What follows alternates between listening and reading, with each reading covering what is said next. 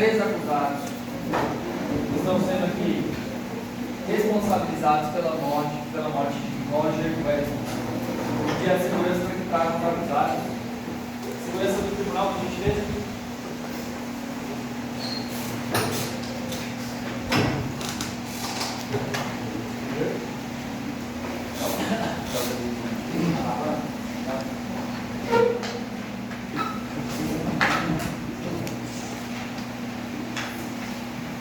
Peço respeito, Vossa Excelência, conseguir fazer um bom trabalho e buscar a proteção da justiça. Uma palavra, a acusação.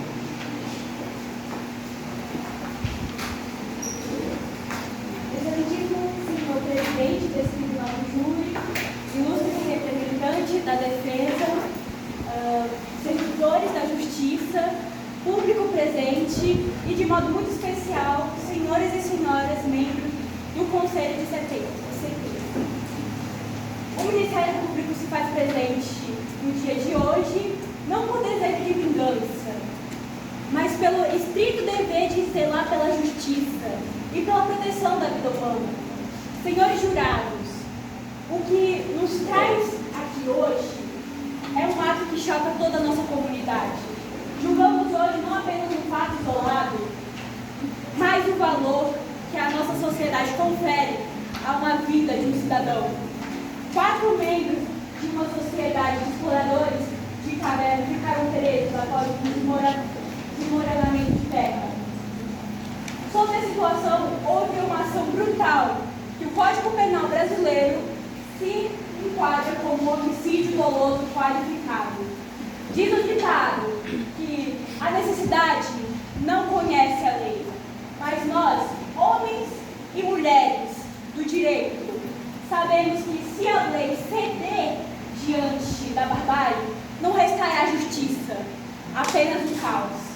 Hoje, este tribunal julga um dos atos mais sombrios da história jurídica desse país.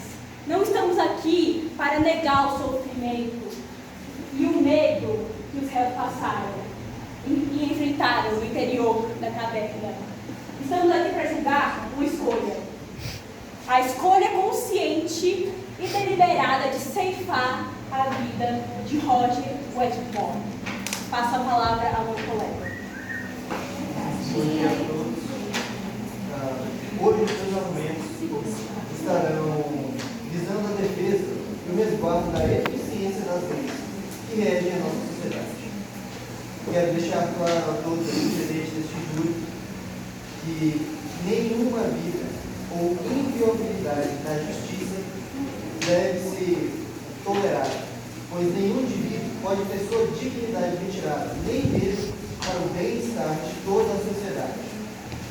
Seguindo essa premissa, não faria sentido estarmos aqui hoje, senão pela razão do descumprimento de uma infração penal, do artigo 121 do Código Penal.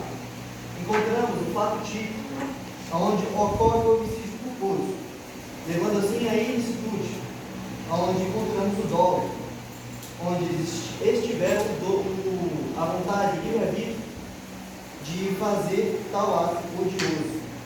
Foi assim não. Além de mentiras, temos também essa legalidade, onde não deve ser tolerada pela nossa norma legal positiva. E friso que sem esse dispositivo legal não teríamos nenhuma segurança de andar pela rua sem estar armado ou com a desconfiança entre nós.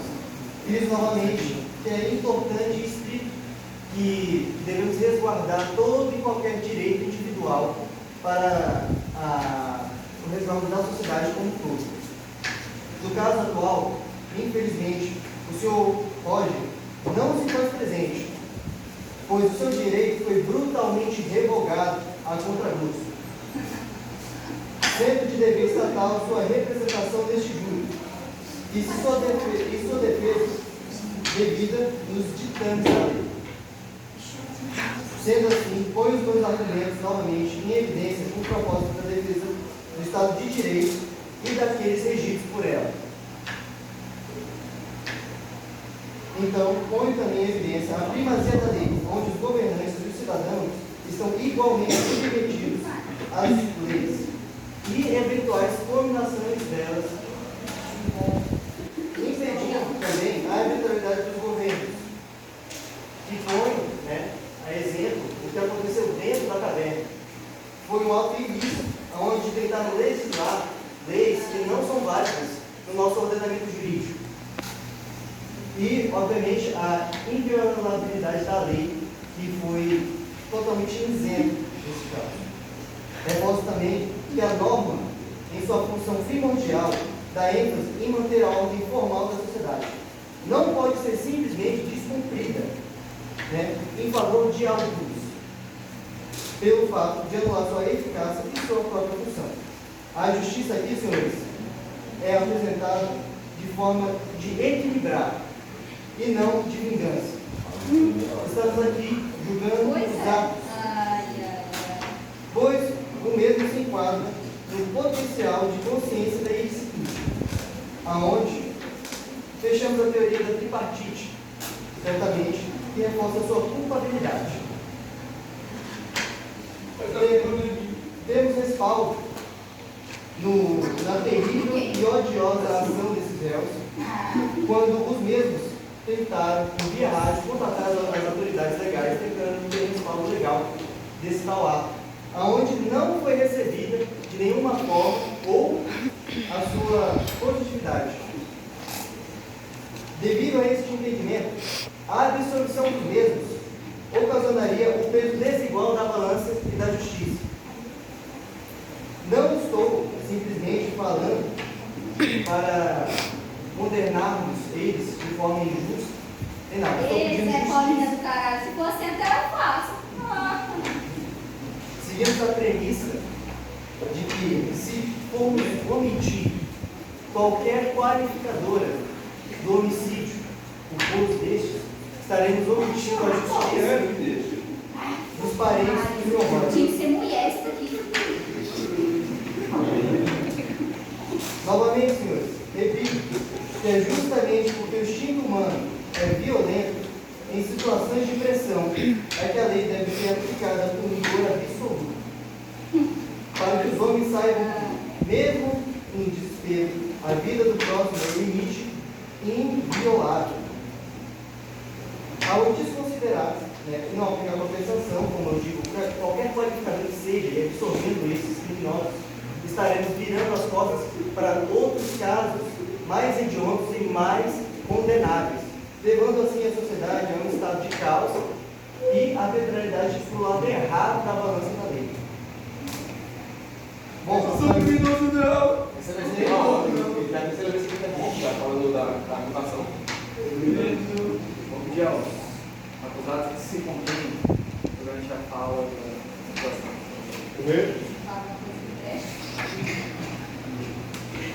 os mesmos fizeram, além de ter feito um crime tão odioso, pegaram apenas meros dados, objetos inanimados para decidir a vida do nosso cliente. Óbvio que aqui não pode falar por si só. E além de ter pegado e escolhido a própria vida, o próprio destino dele dessa forma, foi manipulado, foi roubado. Nem o próprio destino dele. É uma parte. Ele, Excelência, vários pontos primeiramente. A acusação fala que foi manipulado. Onde estão as provas? A acusação precisa comprovar categoricamente que o sofrido foi manipulado. Nós, da defesa, não temos obrigação direta de comprovar nada. Os réus não têm obrigação de produzir prova contra si mesmo. A acusação tem que comprovar tudo aquilo que alega. Além do mais, eles falam que o fato que aconteceu na caverna oferece um verdadeiro risco à ordem pública. Lembram vocês, eles estavam presos em uma caverna, um evento completamente isolado, numa situação completamente extrema. Onde que isso fere a ordem pública? Ali não era uma questão de ordem pública, era uma questão de sobrevivência. Não satisfeito, excelência?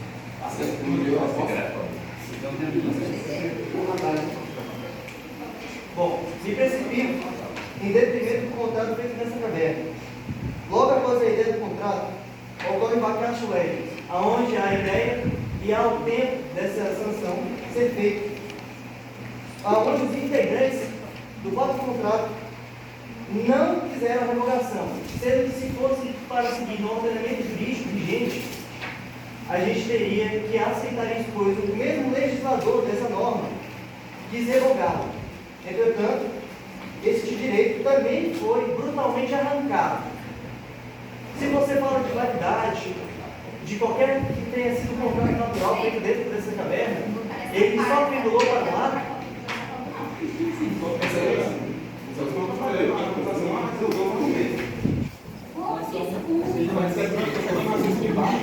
É a terceira vez, quarta vez que colocamos uma acusação aí, uma defesa.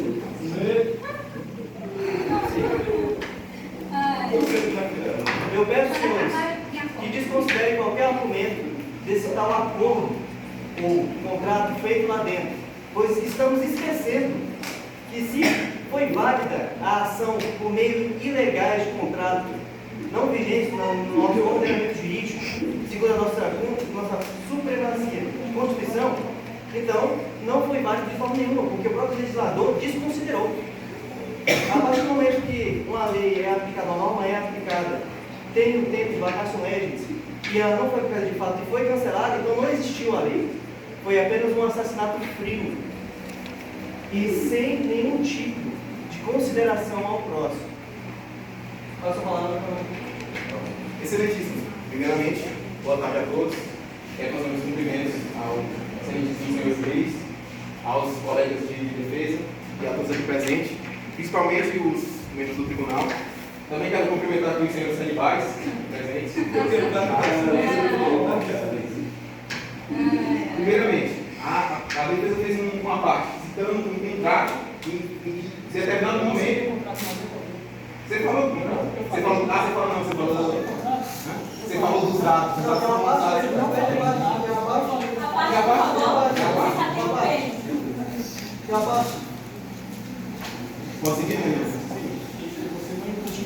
E ele, em determinado momento, não falou que Rocha se retirou do contrato e quem lançou os dados por eles foram as vítimas, os executados.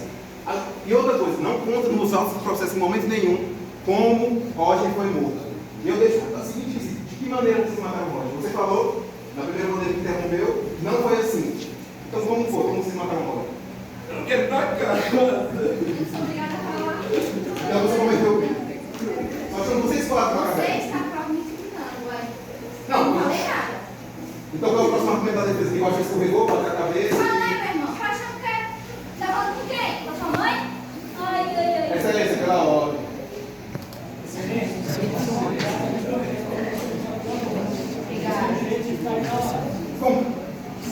Excelência, como os réus tinham de ficar calados, eles estavam numa caverna, só tinham eles quatro.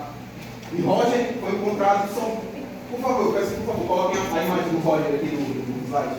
Aqui, claro, mostrarem. Não, a imagem é interessante.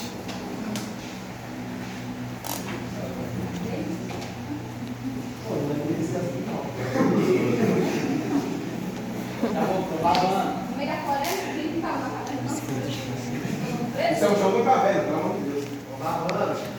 E o que é isso? Os réus se defendem, a defesa fica calada. Tava com isso. Você chamando lá? Eu tenho muitas coisas aqui. Tá com fome?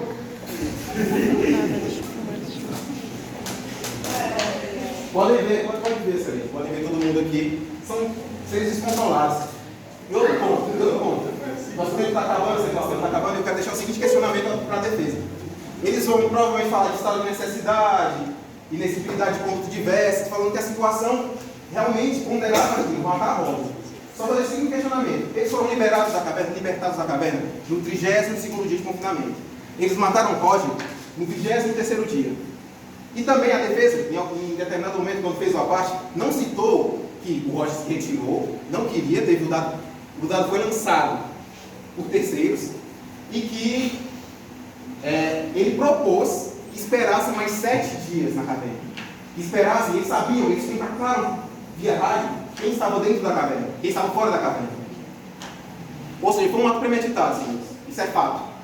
Houve dolo, com certeza houve dolo. Eles mataram a pedradas. Abriram a cabeça do coitado do Roger ali. Roeu até o osso. Roeu até o osso, isso é verdade, não deixaram nada. fundamental que eu também queria falar é que a defesa, os réus falaram que, coincidentemente, no 23º dia que Roger foi morto, as pilhas do rádio acabaram. Acabaram, eles ficaram do 23º dia ao 32º sem comunicar com ninguém do lado de fora. Com ninguém.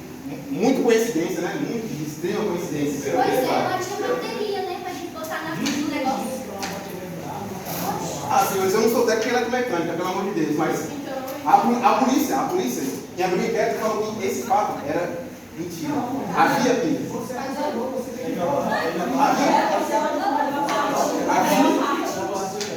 isso, por favor? Não responder, não. Então é isso, senhores. Eu peço que vocês, por favor, pensem nesse quesito. O estado de necessidade, no presente, no 23º dia, não era necessário ser invocado. E a questão das pilhas também. Eu peço que, por favor, vocês não se esqueçam disso. E eu peço que a defesa, por favor, responda a minha pergunta. Por que no 23º dia? Obrigado. Arthur Homer. Com a palavra, defesa.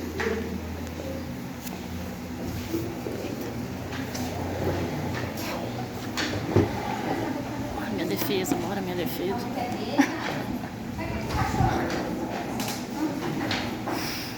Bom dia, excelentíssimos senhores, senhor juiz e dignos membros do júri.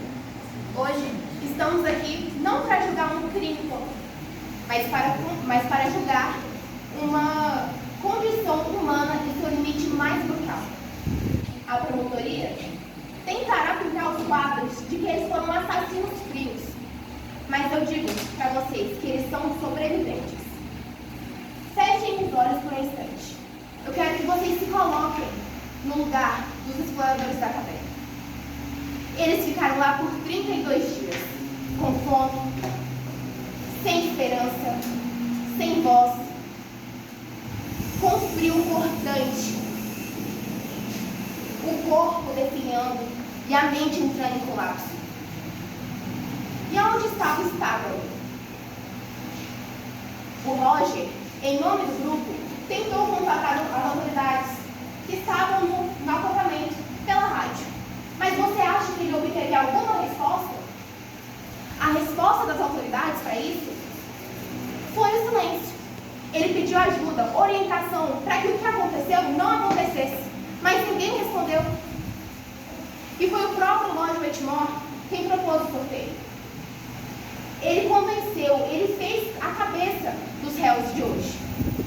Porque de primeiro momento eles não queriam, eles recusaram a proposta. Mas o réu insistiu, mas o Roger insistiu tanto, mas tanto, que eles acabaram sendo convencidos que aquela seria a única saída, a única forma deles sobreviver. E também o Roger, ele não foi contra o sorteio. Ele apenas queria o adiamento do sorteio. E a sua desistência também não foi livre-arbítrio.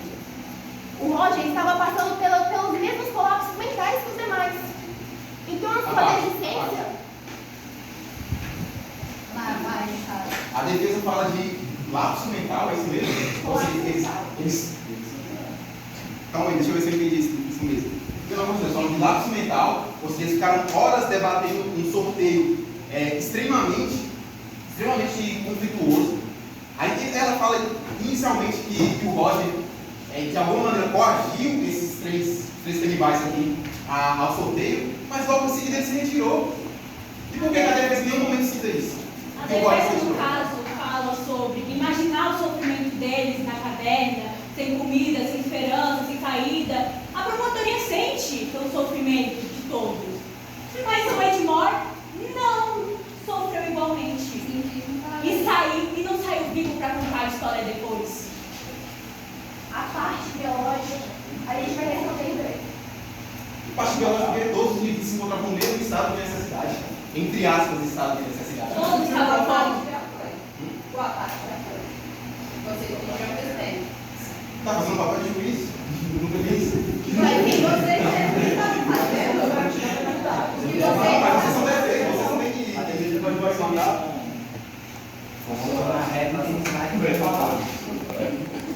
Dando continuidade até o fechamento da minha fala, a promotoria disse também que o direito à vida é indispensável, indisponível.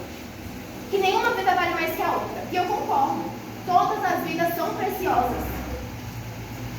Mas ali não era questão de uma vida ou outra.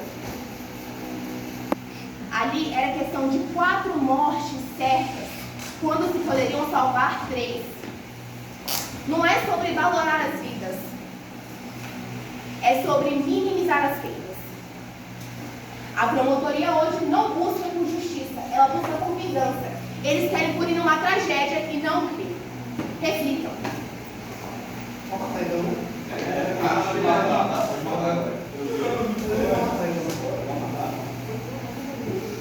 Boa tarde a todos. Boa tarde. Saúde aos meus colegas presentes e aos seus. Eu diria que analisar o caso com base na nossa natureza atual, à luz da sociedade moderna, livre, positivada e cotidiana, é um grave e injusto erro. Todos estamos aqui neste plenário, o ambiente climatizado, com água e comida à disposição. Quando aqui terminar, todos irão às suas casas, terão momentos de lazer, verão suas famílias, farão coisas do cotidiano. E isso não é verdade, não é uma verdade na vida dessas pessoas. No entanto, o mesmo não era verdade para estes sobreviventes que ficaram por 32 dias presos em uma caverna escura, gelada, com acesso ilimitado à água e alimentos, sem saber quando veriam suas famílias ou se retornariam a ver as suas famílias. Pode não voltou para cá.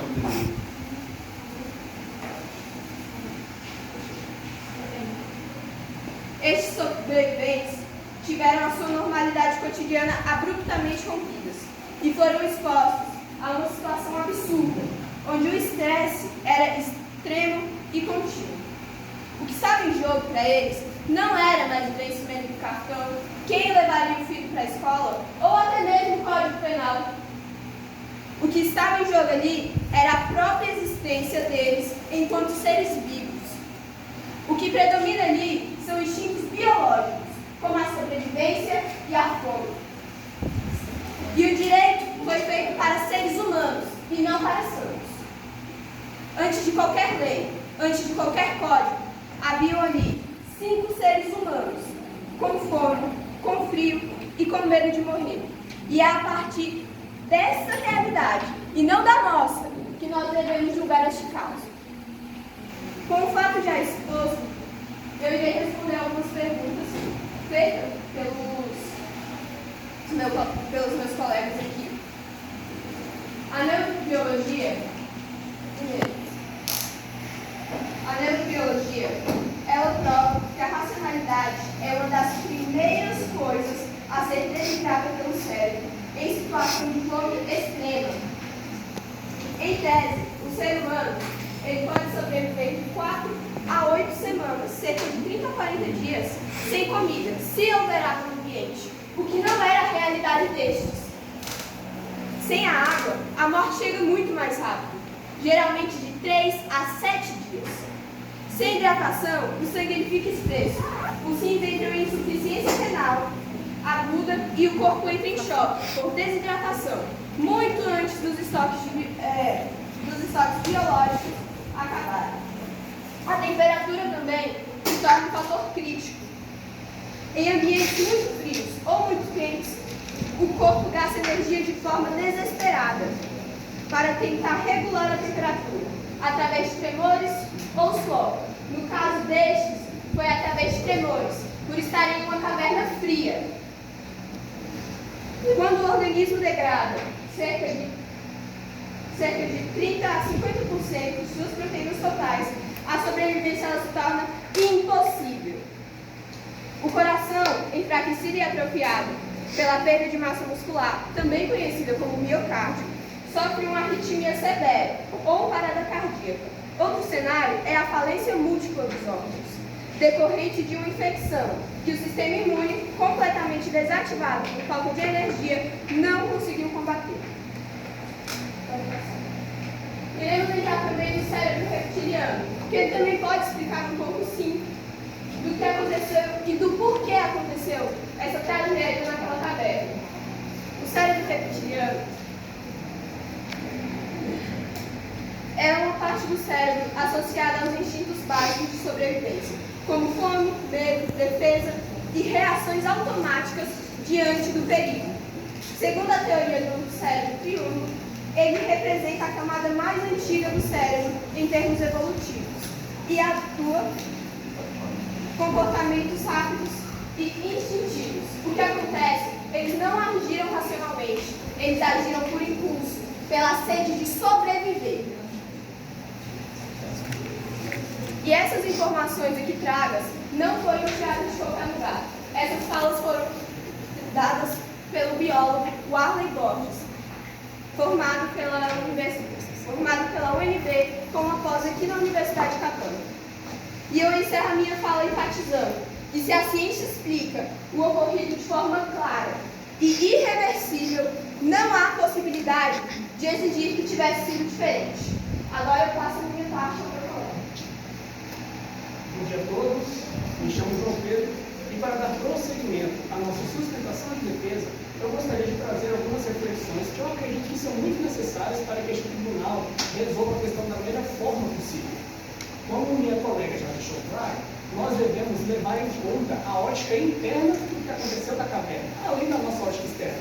Mas ainda assim, se optarmos pela lógica externa, ainda é perfeitamente possível encontrar uma resposta diferente da oferecida pela acusação. Haja vista que o nosso direito positivado e racional reconhece que existem situações em que condutas que são normalmente punidas são afastadas de suas consequências jurídicas, em função de algum estado de exceção, a exemplo da legítima defesa, do estado de necessidade, da inexigibilidade conduta diversa, da maioridade penal e inúmeros outros elementos dessa natureza. Para que todos aqui possam compreender de fato essa lógica, eu proponho um exercício mental. Imagine comigo que um indivíduo, portando uma faca, invade uma casa e ameaça o pai e sua família. Ambos entram em conflito e o indivíduo, o invasor, acaba perdendo a sua vida. Muito embora o réu acusado, no caso, tenha matado o invasor, inclusive com a intenção de matar, é certo que ele fez para proteger a sua família e proteger a si mesmo. É certo que ele fez porque não era cabível que ele tivesse uma conduta diferente daquela. É certo que ele fez porque era uma condição de exceção. E é justamente essa exceção que afasta os que agem em legítima defesa das consequências penais do artigo 121. Entende? Então, a partir disso, não é adequado a gente fazer essa valoração, entende? Entende? Conseguiram compreender esse exercício lógico? Então é isso. Nessa mesma lógica, existem inúmeras outras situações onde o direito consegue reconhecer isso, onde condutas normalmente punidas são afastadas dessas consequências. Ao analisar o nosso caso concreto, nós conseguimos observar um princípio geral do direito, que é justamente o reconhecimento de que há situações em que o direito não pode exigir do ser humano aquilo que está acima dos seus limites razoáveis. Quando aplicamos essa lógica ao nosso caso, percebemos que ele é tão excepcional quanto qualquer outro. Também percebemos que exigir destes sobreviventes algo diferente do que aconteceu, considerando o devido contexto, a devida situação e as devidas proporções, é um absurdo. Eu lembro, senhores, eles estavam severamente afetados pela inanição e pelo estresse contínuos, condições que afetam biologicamente o ser humano em todos os seus aspectos, inclusive na racionalidade e na cognição, como minha amiga deixou claro. Inclusive, o artigo 22 do Código Penal, ele reconhece que, em contexto de coação irresistível, a pena não pode ser aplicada. Nossos sobreviventes estavam sendo terrivelmente coagidos pela própria natureza na qual se encontravam. Eles estavam sendo coagidos pela morte que parecia cada dia mais próxima e inevitável. Entendem? Então observe como o nosso próprio direito observado, nossa ótica externa, reconhece inúmeras formas de afastar condutas normalmente punidas de suas punições. Mas ainda um outro elemento com a qual este tribunal deve se preocupar para poder resolver essa questão. Isso começa com o questionamento. O direito, ele deve servir aos seres humanos ou os seres humanos devem servir aos direitos? As leis surgem para atender às nossas necessidades humanas ou elas simplesmente existem como uma verdade absoluta, na qual todos devem seguir de maneira cega? Quando as primeiras sociedades primitivas se organizaram, as estruturas jurídicas surgiram justamente para atender às necessidades que aqueles humanos primitivos tinham de regular o convívio social. Elas não existiam de forma prévia. Inclusive, no nosso momento atual, deputados e senadores criam leis justamente para atender às necessidades humanas da nossa sociedade brasileira. Então, meus excelentíssimos jurados, se não podemos negar o caráter humano do direito na sua concepção histórica e na criação das leis modernas, como poderíamos negar esse caráter na sua aplicação? Nós não podemos reduzir a prática do direito a uma mera aplicação de textos literais, como se eles fossem humanos. Nós não podemos reduzir os operadores do direito, enquanto advogados, juízes, promotores e pensadores, a meros aplicadores de textos literais. Ronald Dworkin, um dos grandes pensadores que o direito teve, afirmava que o direito, além da lei, também é princípio. Então, diante disso, qual é o princípio que consegue justificar uma nova condenação destes sobreviventes depois de tudo que eles já passaram? Seja esse princípio moral, ético, humano, ou até mesmo o princípio geral do direito. Onde está o princípio da inexigibilidade de conduta diversa? Onde está o princípio da proporcionalidade? Pergunto aos senhores, é proporcional o Estado punir esses sobreviventes depois de tudo que eles já passaram? Eles ficaram 32 dias presos em uma caverna gelada, escura, com comida e alimentos e água limitados, sem saber se viram suas famílias novamente, tendo que sacrificar o Roger de maneira tão triste um de seus amigos. Nós não estamos aqui reduzindo o caso, estamos reconhecendo que isso é uma tragédia humana, um capítulo muito triste da nossa história. Eu estava vendo para vocês que, para eles, a luz do sol era uma incerteza. Então, vejam só, para nós a luz do sol é algo banal, mas para eles não era. Então, observem como isso é uma situação muito triste, uma tragédia humana. E para que ela fosse por meio da pior, nós, da defesa, pedimos a total absolvição destes réus, porque não é ideal que nós, enquanto sociedade humana, voltemos a punir estes sobreviventes depois de tudo que eles já passaram, depois de toda a punição que eles já passaram. Muito obrigado, agradeço a todos por nos escutar.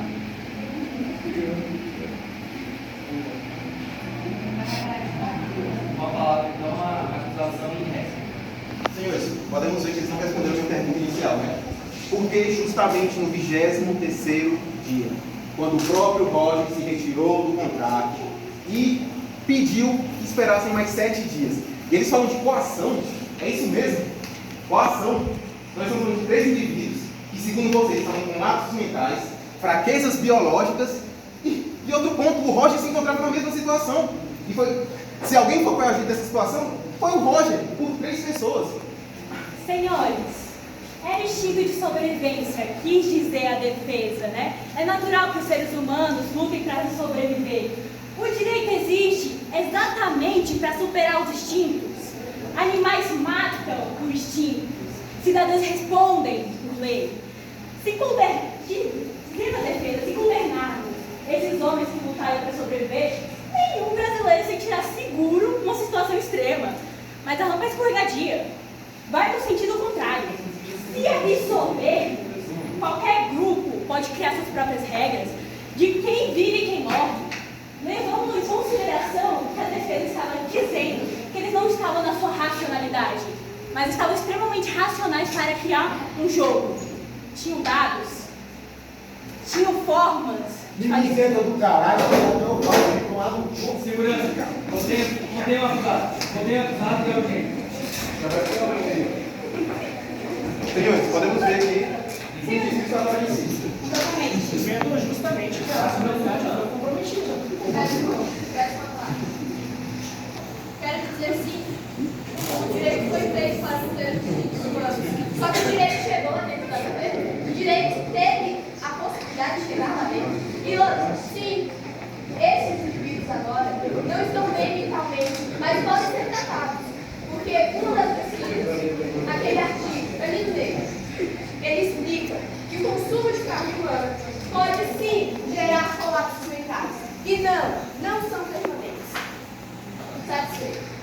Senhora da defesa, eu creio que eu vou ter que refutar clarificar essa sua fala, já que se a gente tem que dar liberdade absoluta para eles fazerem o que quiserem, por que não citamos Tom Hawks? Não é exatamente, meu colega? Afinal, eles estavam plenos. Eles tinham sim a questão de estar ali no direito. Eles tinham contato, tanto que eles tiveram contato com juízes, com médicos e com outras pessoas. Licença, senhora. Por favor, você já fez a sua parte. Respeite a minha fala, por favor. Senhor, meu colega, por favor. Vocês viram que ela tocou num ponto crucial. Falaram de artigos científicos, pontos biológicos, mas em nenhum momento citaram a doença de Prius. Em nenhum momento citaram a doença de Prius, que lacera o sistema nervoso da pessoa quando come carne humana. Olha a situação do indivíduo aqui, senhores. E sim, eu concordo, eles podem ser tratados na cadeia. Não seria justo para todos nós? E outro ponto crucial. Isso aqui soa quase como blasfêmia. Não podemos interpretar a lei ao pé da letra. Como assim? Então, isso aqui é tudo que faz de conta. Tudo que está escrito, vamos tocar fogo na Constituição, no Código Penal, e acaba tudo. Que tal fazermos isso?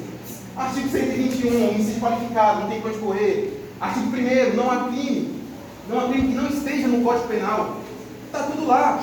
Esse crime é banal, o crime é trivial, ele acontece todos os dias no Brasil. E outro ponto, Estado com fome. Num país como o Brasil. Gente, nós temos que lembrar que, nesse ponto, esse caso não é um fim em si mesmo. Nós temos que pensar no que nós daremos para a sociedade brasileira. Nós devemos respostas. Se nós absolvermos esses senhores hoje, o que será da população? Num Brasil onde as pessoas passam fome.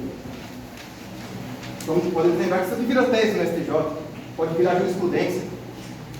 Nós temos que sempre lembrar que isso aqui não é um fim em si mesmo. Nós temos que passar uma mensagem à população brasileira, acima de tudo.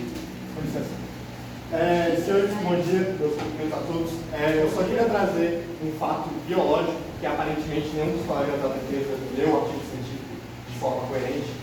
Quando se come carne humana, você sofre da chamada doença de Prius, que altera a sinapse elétrica e química, que tal qual é irreversível.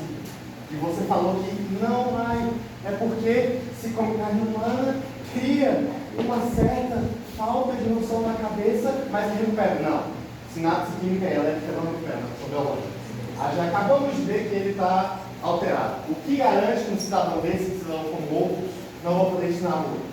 E é uma questão biológica, não é uma questão de natureza humana nem nada. São estudos. Sinapse elétrica e sinapse química são irreversíveis a tais anos. O que vocês ouvem? Tá vendo? Senhores, por favor, isso aqui é só uma prova do que eu acabei de mostrar aqui. Pode prosseguir, por favor. Senhores, também em determinado momento a defesa falou que nós queremos vingança. Nós não queremos vingança, nós queremos a simples dosimetria da pena. Nós não temos nenhuma pena surreal sobre os indivíduos. Tanto que nós não ensinamos de coação que esses indivíduos são acerosos. Mas eu e a acusação, nós decidimos que nós iremos retirar o artigo 212 da comutação da pena, vilipêndio de cadáver. Eles vilipendiaram o cadáver estupefato, vocês viram nas imagens.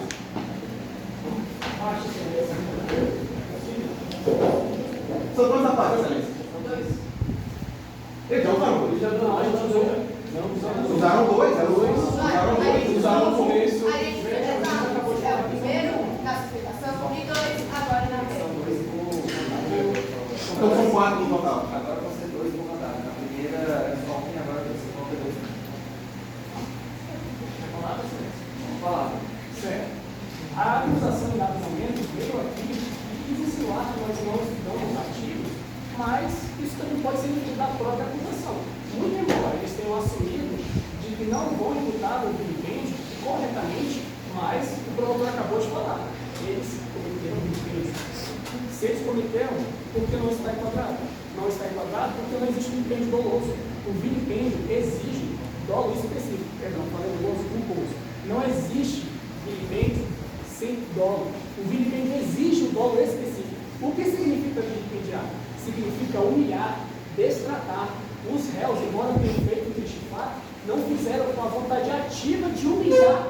Eles fizeram justamente por uma questão de sobrevivência.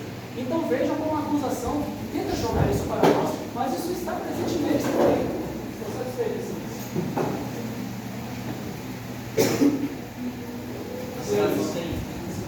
Senhores, eu queria lembrar vocês que eles vão só ser presos. O Eltman foi morto a sangue frio. Eles vão ser presos. Entende-se que, a partir do momento que eles vão ser presos, eles têm todo o direito à vida depois de reformular a vida deles. Mas, no exato momento agora, nós estamos tratando de um homem morto.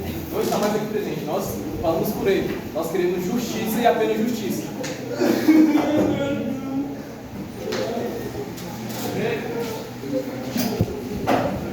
Lembrando, uma palavra para a defesa, você segue lá. 2 minutos a parte e votação. Pode começar?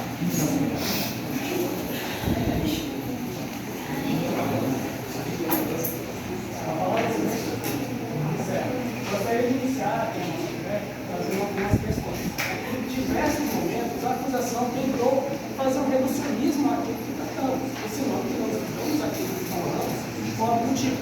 Mas, então, eu reverto isso. Isso também pode ser feito na própria acusação, na medida em que, para eles, basta que uma conduta praticada pelo agente esteja descrevida pela lei penal e pronto, temos crime, vamos punir todo mundo, acabou. Eles falam que se nós desrespeitássemos esse caráter da lei penal, isso aqui seria um método que faz de conta, seria desnecessário. Eu reverto isso, muito pelo contrário. A teoria do crime não funciona assim, o direito penal não funciona assim, o Código de Processo Penal não funciona assim. Para termos crime, precisamos de fato típico, que é justamente o enquadramento da conduta do agente com aquilo que está descrito pela lei penal. Nós também temos que ter a ilicitude ou antijuricidade, que é avaliar se aquele fato típico está ferindo o nosso ordenamento. É a ilicitude, por exemplo, que vai avaliar se o fato típico foi cometido em legítima defesa ou em estado de necessidade. E ainda temos a culpabilidade, que vai avaliar se é cabível punir aquele agente por aquilo. É a culpabilidade que vai avaliar se o agente que cometeu era menor de idade. É a culpabilidade.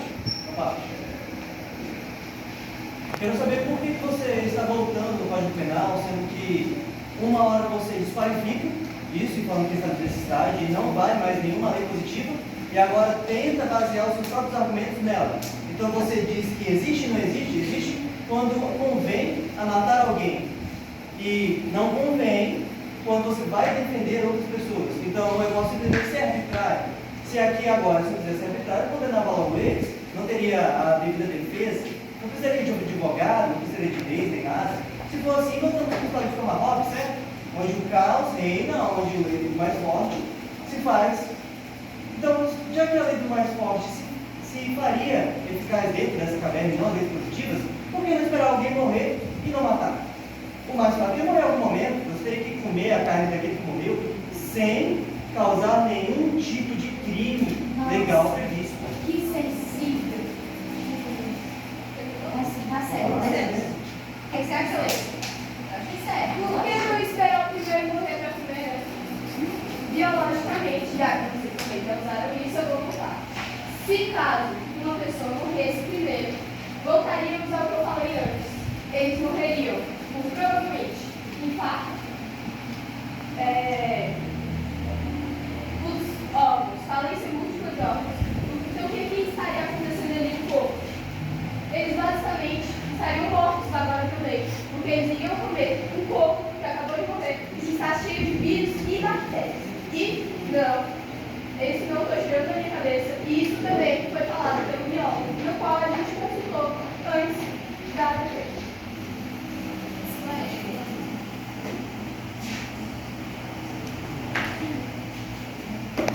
Bom dia a todos. Eu só gostaria de contrapor um ponto da promotoria, que eles afirmaram que, devido ao fato de eles terem comido carne humana, portanto, eles já não seriam mais possíveis de recuperar toda a consciência sobre o que eles fizeram e podem cometer atos similares no futuro. Mas é importante lembrar dos fatos. Eles ficaram 30 dias presos em uma caverna e tiveram que matar o próprio amigo para conseguir se alimentar dele, para conseguir sobreviver. Isso é um evento traumático para qualquer um. Qualquer um ficaria afetado por isso de uma maneira inimaginável. Muitas pessoas, inclusive, sofreriam de síndrome de sobrevivente, que faria com que eles se matassem logo em seguida. Ou seja, é muito importante lembrar do que aconteceu de fato. Eles ficaram presos em uma caverna. O fato deles estarem alterados agora não significa necessariamente por uma consequência de terem comido carne humana, mas simplesmente por terem passado por esse evento. e a natureza de todas as coisas. Retomando aqui, meus excelentíssimos jurados, a acusação tenta imputar em nós que estamos utilizando a teoria penal de forma seletiva, arbitrária, mas é justamente o contrário. Nós estamos aqui mostrando para os senhores a teoria penal em sua completude. Nós não usamos apenas de princípio de sobrevivência ou algo do tipo.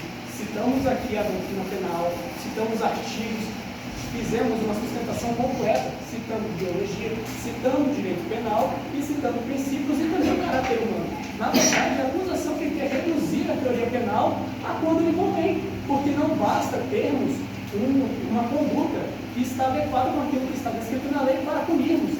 É ainda preciso avaliar a ilicitude e a culpabilidade. Como eu estava falando anteriormente, a culpabilidade que vai avaliar se é cabível punir a gente por aquela conduta. É a culpabilidade que vai avaliar se o agente era menor de idade ou se era cabível, por exemplo, uma inexigibilidade de conduta diversa, que é justamente o que falamos aqui. Nós não podemos reduzir toda a teoria penal, todo um complexo, a apenas um de seus elementos. Pelo contrário, basta que apenas um desses elementos fracasse para não termos crime. Não basta ter apenas fato tipo para ter crime. É justamente o contrário. E ainda uma outra questão. A acusação fala de ameaça à ordem pública, de que isso tornará a gente inseguro. Pergunta aos senhores, estamos em uma caverna aqui presos? Nós estamos em uma caverna, a sociedade brasileira é uma caverna. Abaixa. Pelo amor de Deus, gente. Ele falou que nós estamos dando voltas em si. Eles citam o Escribrinha, os outros horas eles citam o Código Penal quando lhe convém, aí depois eles jogam para nós falando que nós citamos quando convém. Eu só peço uma coisa, e a todos aqui presentes ao tribunal, que por favor, acatem nossa comutação de pena. Nós iremos desenquadrar o vilipêndio ao cadáver, esses indivíduos houve dolo, a própria defesa já afirmou que houve dolo. Eles mataram porque quiseram matar. No 23º dia, eu volto a repetir, vou martelar essa questão infinitamente. Por que no 23º dia? No 23º dia, o estado de necessidade não era vigente ainda. Pode foi novo no 23º, após um sorteio que acaba, pelo amor de Deus. Só peço isso, comutem a pena, aceitem a pena. Peço a excelência também que aceite. 17 anos, esses indivíduos, todos aqui sabemos que o nosso sistema prisional não é perfeito, mas acima de tudo, ele prioriza a ressocialização. Esses indivíduos terão direito à segunda chance. Irão rever a família deles diferente de Rocha, que foi brutalmente manipulado. É isso.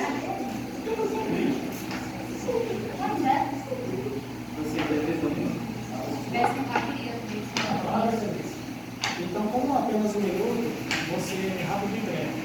Mais uma vez, a acusação fala de ameaça à ordem pública. A ordem pública é uma caverna. A ordem pública é a situação onde os sobreviventes se encontravam. Pense comigo, puni-los, prendê-los por 17 anos. Depois de tudo que eles já passaram, ficaram 32 dias presos em uma caverna, sofrendo tudo que sofreram, é violar toda a base do direito, é violar toda a base que expomos. E pior, prendê-los seria devolvê-los à caverna, seria devolvê-los a todo o sofrimento que eles já passaram. Então, não é cabível puni-los por 17 anos a uma nova prisão, a uma nova caverna, enquanto nós, como sociedade humana, acho que estamos satisfeitos.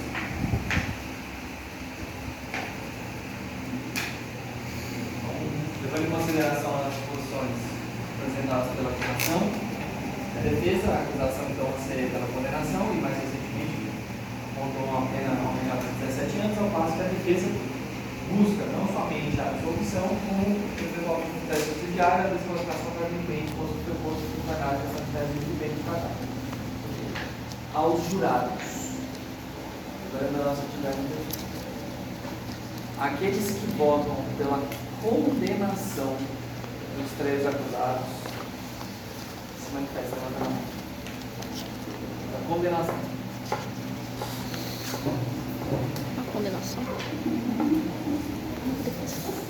Não, levanta direito, vou contar.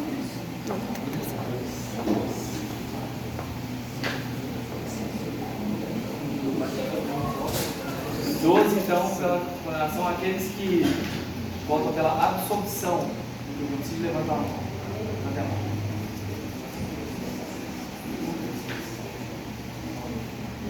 Então, os acusados foram condenados pela mais